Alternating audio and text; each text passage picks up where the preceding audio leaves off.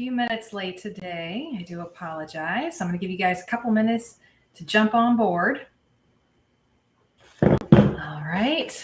So last week we had a couple of issues with people trying to find me live. So like I said, we're going to give you guys a couple of minutes. Hopefully folks will be able to find me a little bit easier. So, all right, we're going to give you a couple minutes. For those of you watching the replay, please hit replay in the comments section and also post any questions that you may have. I do like to go back and watch the previous feeds to see what any questions that people have that are watching the replay, especially my international folks who are on different time zones. Hey, Harsh. Oh, good. It looks like people are finding me a little bit easier this week. I am doing okay. I'm a little under the weather here today, but we're gonna keep going through the show. So thank you guys so much. Guys, I would appreciate it this evening, those of you who are jumping on board, let me know if you were notified that I went live. I know some of you have me on your notification settings, and we were having some trouble with that last week. So any help that you guys can give me would be greatly appreciated. I am also streaming to my YouTube channel on Cosi Talks YouTube. So those of you who are having some trouble finding me on Facebook, yay, Mark got the notification. Oh, thank goodness. Okay, yes, Patricia got the notification. Oh my gosh, y'all don't understand. This whole week, I have been bonking my head against the wall trying to figure out how to get that to work because Facebook changed everything about our business pages. They completely changed it. And then they really didn't tell us how to make it work again. Yay. So last week we had a lot of viewers that were trying to find me and they were unable to find me. So guys, hey, oh my gosh, Gail, it's been a long time since I've seen you. I'm so glad to see you. Harsh, thank you so much. Chuck is from Wyoming. He was here. Gail was notified. Okay, thank you guys. Truly, truly appreciate this input, and I can see my numbers are back where they're supposed to be, and I'm so excited because there was a few new people who are going to be watching the show this week, so I want to make sure that everyone can find the show. Leanne from warm California hugs. Ice water, prayers feeling better. Thank you. I received. Okay, good. Yeah. So guys, after COVID's been around for 2.5 years. And I have, my husband and my 4 kids. So we're a family of 6. And up until now, we were able to avoid COVID. But this week, man, we got hit hard. So yes, my whole family, including myself, has tested positive for COVID. Thankfully, kids are on the mend. My husband and I are kind of slowly rising to the surface. I am hopped up on a lot of Motrin right now. So you'll have to excuse my very unglamorous appearance this evening. But thankfully we're on the other side of it right now. Thank goodness. Thank goodness for that. So guys, okay, good. You guys were notified. Yes. Okay. Wonderful. We've got some good numbers going on. We've got a great group. Alberis, I've got your question right here. So didn't get the notifications and I have notifications turned on. Jeez Louise. Okay. So guys, let me go ahead and introduce myself. For those of you watching me for the first time, my name is Cosi. I'm a physical therapist, amputee specialist here in Tampa, Florida. I've been a PT now for a little over 19 years, and my passion is working with the limb loss community. I have a clinic here in Tampa that is exclusively for working with amputees, and obviously this show now that I've been doing for 4 years.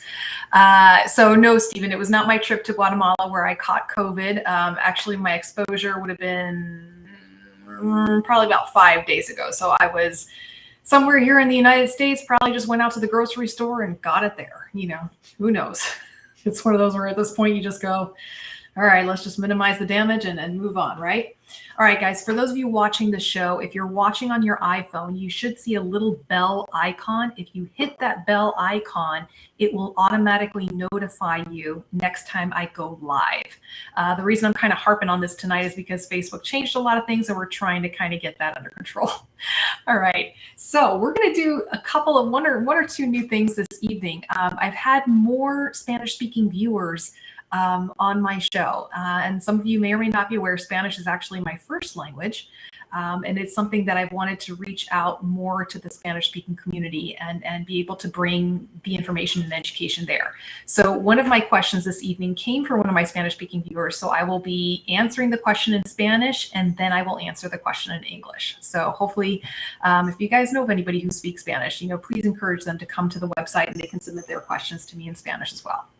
All right. So the first question actually comes from Jeff, and he says, what can I recommend for a chronic itchy stump? So basically the skin on this individual's residual limb is itchy. And he says, I've tried hydrocortisone, but it doesn't really help. So when it comes to the skin, guys, I'm really, really overprotective about my patient's skin, mainly because a lot of times this is what got my patients into trouble, right? Many of them had vascular issues or diabetes that led to some sort of infection or ulceration in the skin that got out of control and eventually down the line led to an amputation, right?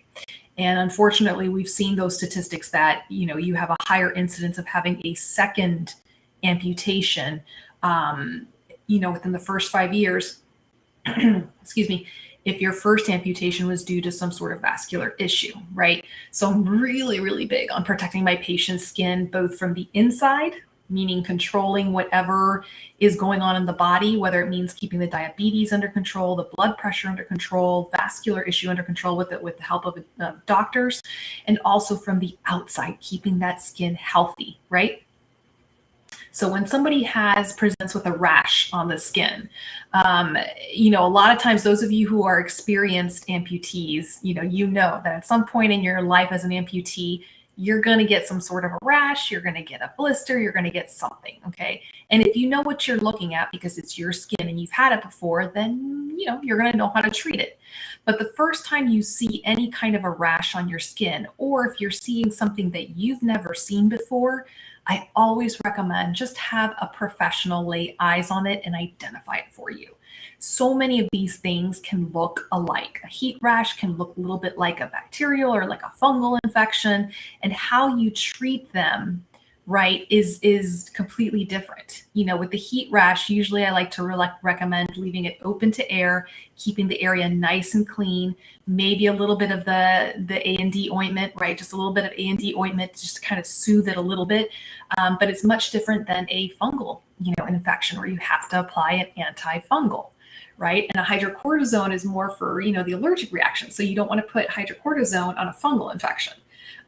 So especially if you're having issues that you're experiencing itchiness, you want to get that identified. Okay. You want to have a doctor lay eyes on it. For me, if I see something on one of my patients that I don't know what I'm looking at, I'm not sure what I'm looking at, I usually like to send them as a referral to the dermatologist, right? And just get that nipped in the bud. Okay. And then if it does ever happen again, you're going to know what you're looking at and you can treat it. Okay. So hopefully that makes sense. Let's see. Thank you guys. I appreciate it. Okay, so Van Gregory says, got the notification. Audio seems to be popping, cracking just a little bit. That could be just my microphone. So Harsh says he just went through split treadmill study for physiotherapist on good versus knee on amputated side. Hey, Harsh, can you send me some more details about that? That sounds interesting. So Harsh says he uses Aquaphor or diaper rash cream with some zinc oxide. If it's a heat rash, yes, but different strokes for different folks. And guys, I've done a lot of videos. I had one really great dermatologist on the show, Dr. Barrios, and I think I need to have him back on the show. He was a lot of fun. I don't know if y'all remember that show. Great local. He's actually one of my local dermatologists here in Tampa. Phenomenal dermatologist and wealth of information. So I think, would y'all like that? Can we just do a quick Cosi poll? Would y'all like me to do another skin show in the near future? I haven't done a skin show in a while. Raise a hands. Raise a hands. Hey, compadre, thanks for joining in. Let's see. Jill says, just got my second denial from Medicare in a wheelchair since my amputation, and they think I don't need a leg. Now on third application, I thought I'd be up and walking by now. It's been 4.5 months. Jill, have you spoken to Julie Conley? Okay, guys, I'm going to go ahead and plug her name again because she's an absolute angel of a human being. We spoke about this last week. And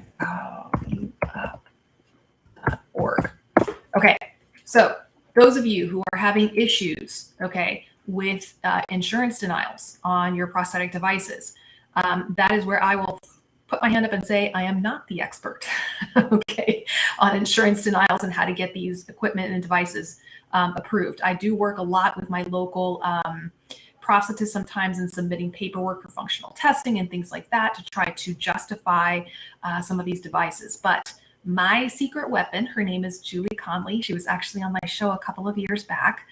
She has an organization called ampuup.org, and she helps people get the approval for their devices. There's obviously never guarantees in this arena, but I know that she's helped several of my patients and viewers with this. So guys, I would highly encourage you, if you have questions, if you are getting denials, look her up. Send your case in through her website and have her talk to you and see if she can help you out. Okay. All right. So I'm getting a lot of hands here about skin. So I think we'll have to arrange for another show with skin. I think I'm gonna have to see if I can get Dr. Barrios to come back on board. Stephen says, if it's itchy, it's athlete's foot, I found. Yes and no, Stephen. Sometimes even a heat rash can be itchy on some people, or a bacterial infection. And sometimes you get people that have a little bit of mixture of both. They'll have a fungal infection and then a little bacterial infection along with it. So yeah, I mean, athlete's foot is a type of fungal infection. So again, you know, is it itchy because it's a heat rash? Is it itchy because it's a fungal infection? You know, it's one of those things where you want to have somebody lay eyes on it and tell you what it is before you start treating it. Because one treatment can actually exacerbate another issue, right? You don't want to treat it with the wrong thing. Let's see. Oh, Michelle, it's so good to see you. Hello, Joe. Joe, I can't wait to hear from you. Okay. Michelle, I haven't forgotten about you. I'm just a little bit behind on answering my emails, but I'm going to get there. I'm going to get there. Marianne says, my skin is crappy, any little thing, and I need my doctor. And there's some folks that, you know, you can put turpentine on their skin and nothing happens to it. And other people, you look at their skin the wrong way and it blisters up and it has issues. And I've had everything from one end of the spectrum to the other when it comes to skin. But guys, even for the people who have the most sensitive skin, there are ways of treating it. There are ways of taking care of it and making sure that you can continue to use your devices safely. Okay, so we're getting a lot for the skin show. Okay, awesome. Mm-hmm. All right, talk to that wonderful woman. Oh, denied third time. Okay, good, Jill. Good. Denise says, I'm late joining. I had itching one day last week. I took off the liner and washed it. I also cleaned my limb and put it on the Vital Fit Day Moisturizer, cleared it right up. Don't usually have issues with my skin, and I only use the Vital Fit products. So Denise, you actually brought up a really good point. Here's another reason that it could be itching.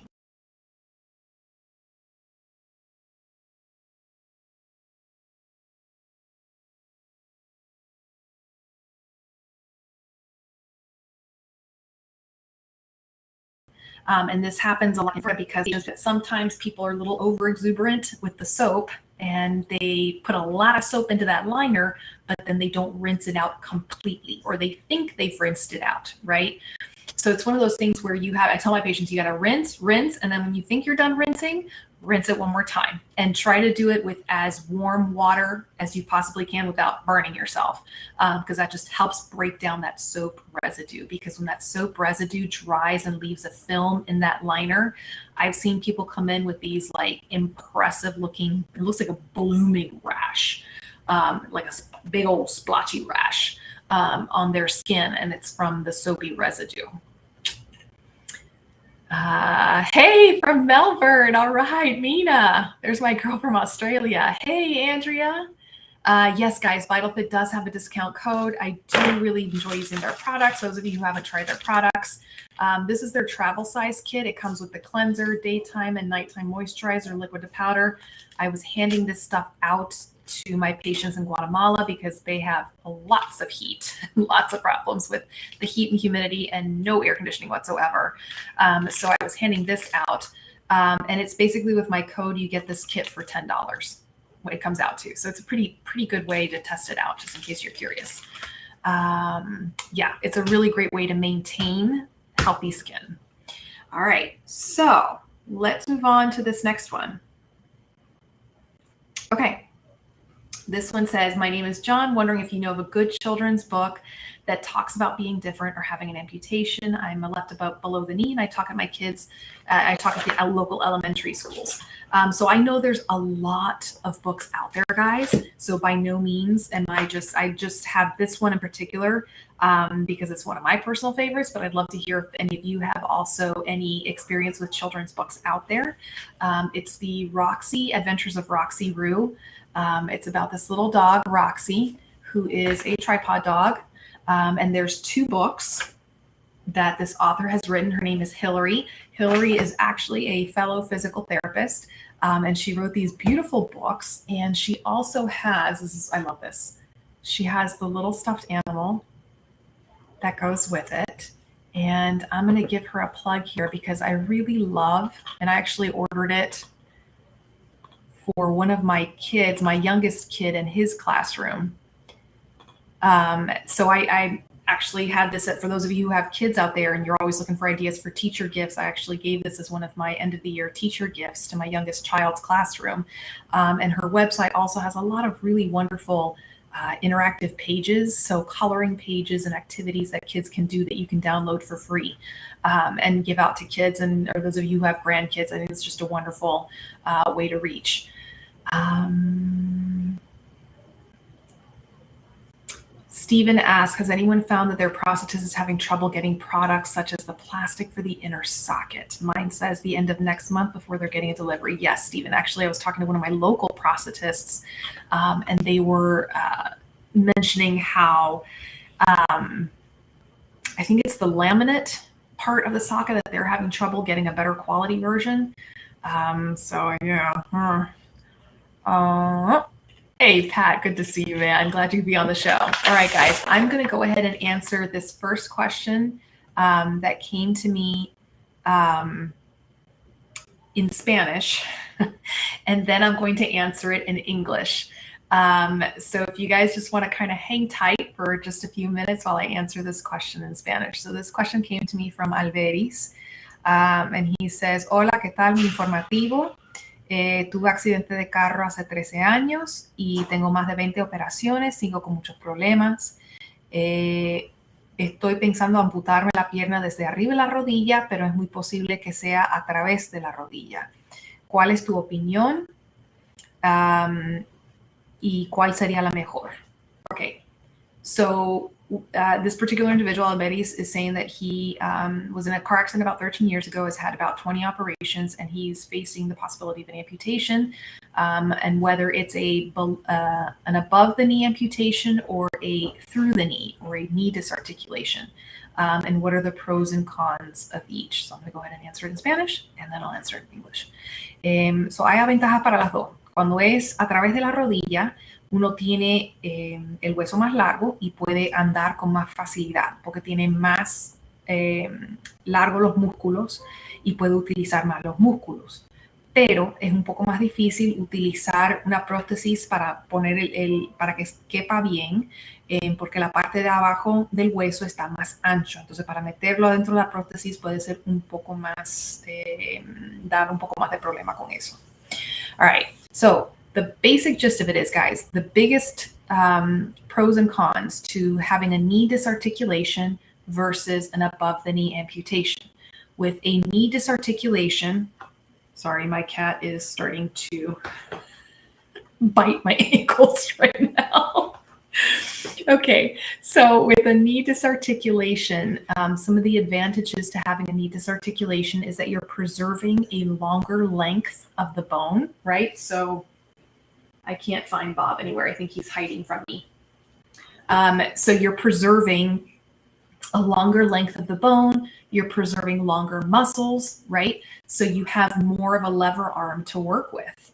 I know a couple of one of my knee disarticulation buddies that comes to mind. His name is Jeff, and when I see Jeff running, he looks, for all intents and purposes, he looks like a below the knee runner.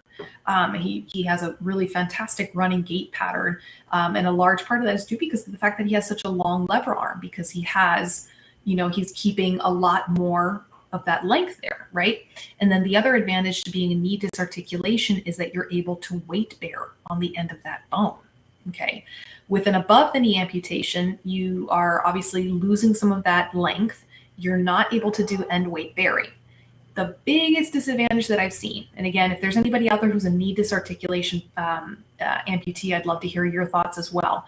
The biggest advantage is when you are a knee disarticulation, it can be a bit challenging to fit into a socket, mainly because you still have the bottom part of that femur, which is wider. So it has like a bulbous end to it.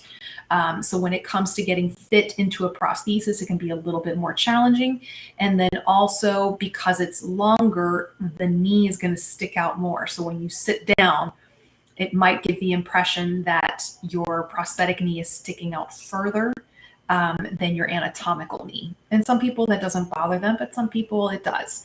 I do know that, for example, when you have things like the adjustable socket, so Click Medical has a kit called the Revo Fit that allows you to put adjustability into the socket.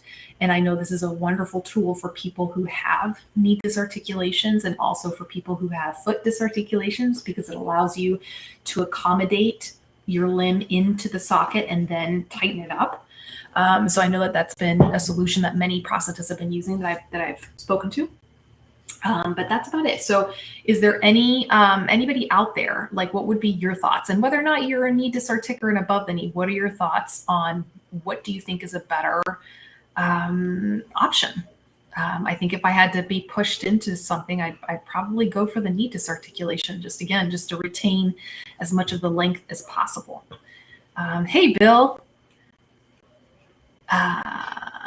Leanne says, my dermatologist loved the Vital Fit and how well all four limbs with the skin graft hold up with the use. Yeah, it's a nice product. It's a nice product.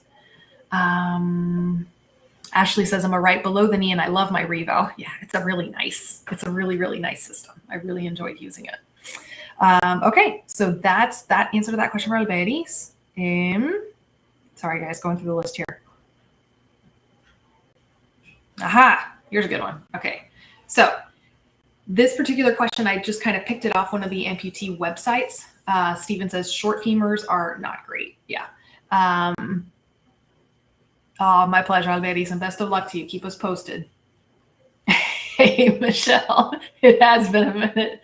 Glad you could join in. Hey, Eric. All right, I see some of you guys are watching me through YouTube. That's awesome. Thank you. Okay, so this next question, like I said, I went kind of trolling through the Facebook support groups and just seeing what are some of the more common questions popping up. So I liked this one. This one said, the person asked, has anyone developed excruciating knee pain when you first started walking on your prosthetic? I'm thinking of going and getting some shot in my knee at this point. Okay. So, unfortunately, this particular person didn't specify if their knee pain was on the amputated side, if they're a below the knee patient, or if it was on their sound side. So I'll answer both sides of that coin, okay? If you're having excruciating knee pain, that's not good, right? Pain is our body's way of telling us that something ain't right, right? So if you're having knee pain on the side of your prosthesis, if you're below the knee amputee and you're having knee pain on that side, then obviously there is something going on. Either with the fit of your socket, if this is a new problem that just happened when you just put your socket on, there is something obviously going on with the fit of that socket or the alignment. Or if you are a long time prosthetic wearer, it could be that you are experiencing muscle imbalances, chronic overuse injury, that you can develop it on that side, okay? And the same thing goes for guys on the sound side.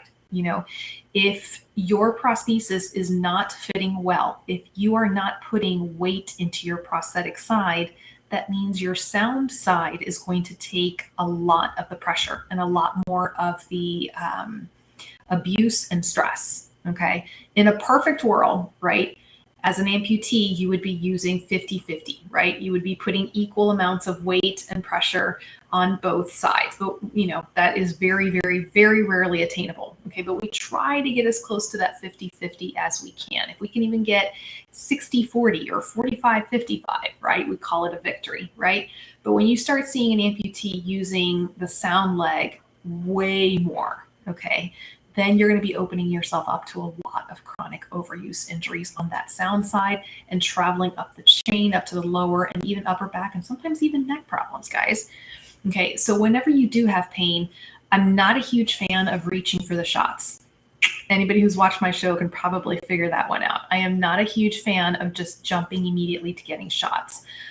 With a lot of these shots, and again, depends on which kind of shot you're doing, the effects are not typically very long lasting, and ultimately you're not solving the root of the problem, right? Some of these shots are great for bringing down inflammation, localized inflammation, but whatever it was that was causing that inflammation in the first place, if you're not solving that problem, it's just going to keep coming back, right? So especially if this is something that's a new problem for you, okay, strongly encourage you to figure out what is it that's causing this problem. Okay, whether it's coming from the prosthesis, whether it's coming from you, whether it's coming from a muscle imbalance that you have. And again, this is where working with your physical therapist and your prosthetist together as a team to figure out what is going on. Not to mention those shots, not real pleasant, okay? Any of y'all had those shots right into your knee joint? Ow. Yeah, I'd like to avoid that if I could. So, let's see. Hey, David, glad you could join us. You're on vacation at Lake Cosi, eating s'mores and drinking Coke by the campfire. David, I want to come join you because that just sounds amazing. Hey, George, glad you could join us in from New York. Any opinion on the socketless socket?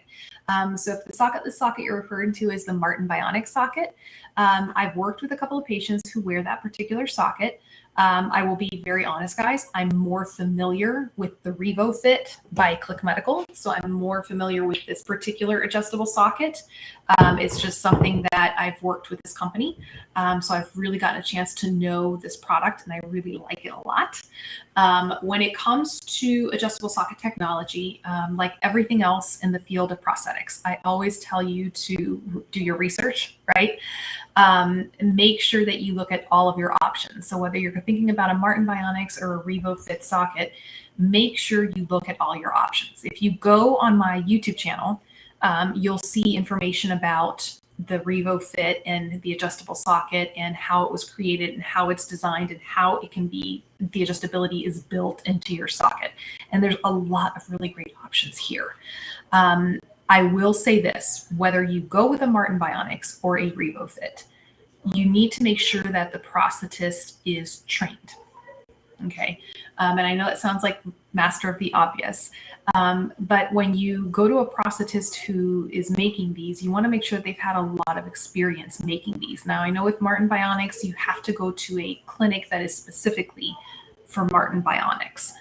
So those prosthetists have also been trained. And then Revo Fit also provides a lot of training opportunities for the prosthetists who use their products. But ultimately, your prosthetist needs to be skilled at making a good fitting socket. That is just the bottom line right there. It doesn't matter what adjustability system you use. If your prosthetist has to be good at making a comfortable socket and then building, for them to build that adjustability, sorry, in successfully. Okay. So I've had people who are happy with the Martin Bionics, and I've had people who are very happy with the Revo Fit socket as well.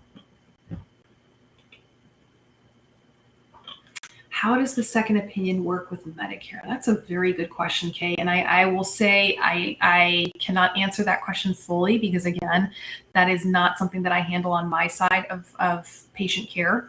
I do know that I've had patients who have had to go get a second opinion from prosthetists because they weren't sure if their current prosthetist was meeting their needs with their prosthesis. And a lot of times when people will go see that prosthetist for a second opinion, that prosthetist, usually the first consult, it's complimentary. Like they'll just take a look at the socket, they'll look at the leg and just kind of give their professional opinion. And then if the patient decides to then process, goes through the process of either magic with Medicare. After that, I don't know. I believe that there's been success with people who have had to switch prosthetists and have things redone because if it was medically shown that it wasn't working for them, it was a medical necessity, then they were able to get that switched. But again, if there's anybody out there, any of my prosthetists out there who want to chime in with this one, that'd be great. Chris says, I have no cartilage in my knee caps as a bilateral below the knee. Do I need to be concerned for down the road amputation life?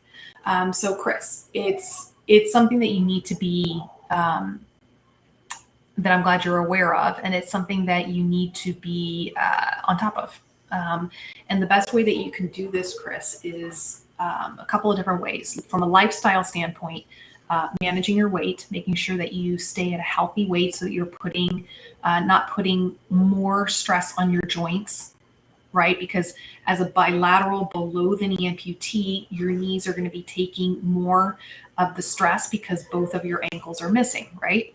So maintaining a healthy weight, that, and that goes honestly, guys, that goes for all of us and all of us those of you who are amputees, because the more weight you're having to carry on that prosthesis, the more work that you're in, the more energy you're going to have to expend, right? Second thing is maintaining a strengthening program. Okay, this is something that you hear me advocate for a lot. Strengthening is a lifelong pursuit, whether you have one leg, two legs, no legs. Okay, strengthening is something that it's use it or lose it. And yes, I am going to shamelessly plug right now. I have to.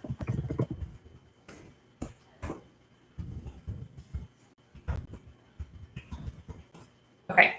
So the website I just posted right now is the fitness program that I created for amputees. It has over 150 exercise videos for above the knee and below the knee amputees, and 2 books that accompany these videos. Okay. So whether you decide to go with my program, which is awesome, yay, or if you decide to go with a different strengthening program, just get into a strengthening program. And Chris, usually I recommend for my amputees, go see a physical therapist, right? There's a lot of physical therapists out there like myself that we will create fitness or programs for our patients, even that once they're done with the traditional physical therapy goals.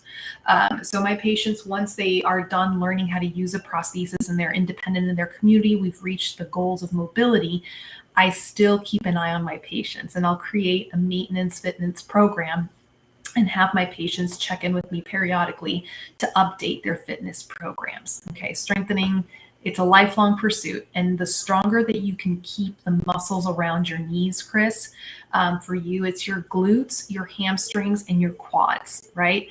The stronger that you can keep all those muscle groups, the more that they are going to protect your knee joint.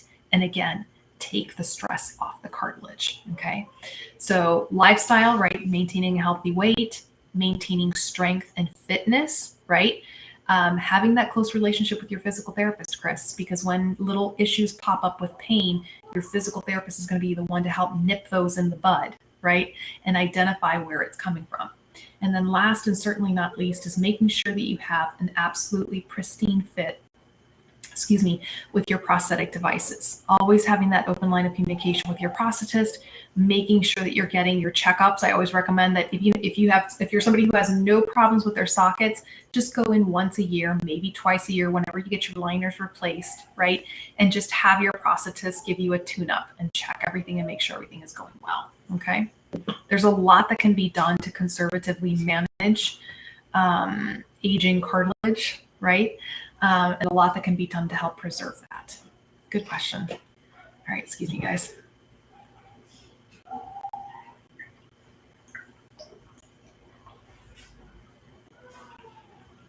All right. Ooh, here's a good question. I always love this question because I always love to hear what you guys have to think about this particular type of topic. Hey, Alex, there's my Tar Heel right there. Glad you could join in. All right, guys, here is, while I've got you guys on board. So guys, those of you who join me a little bit later in the show, Facebook has decided to put me through a song and dance, right? So Facebook changed everything about how business pages and Facebook function. They changed everything and of course didn't really guide us on how to keep things moving. So those of you who are watching me right now, on your phones, you should be able to see a little bell icon, little bell-shaped icon.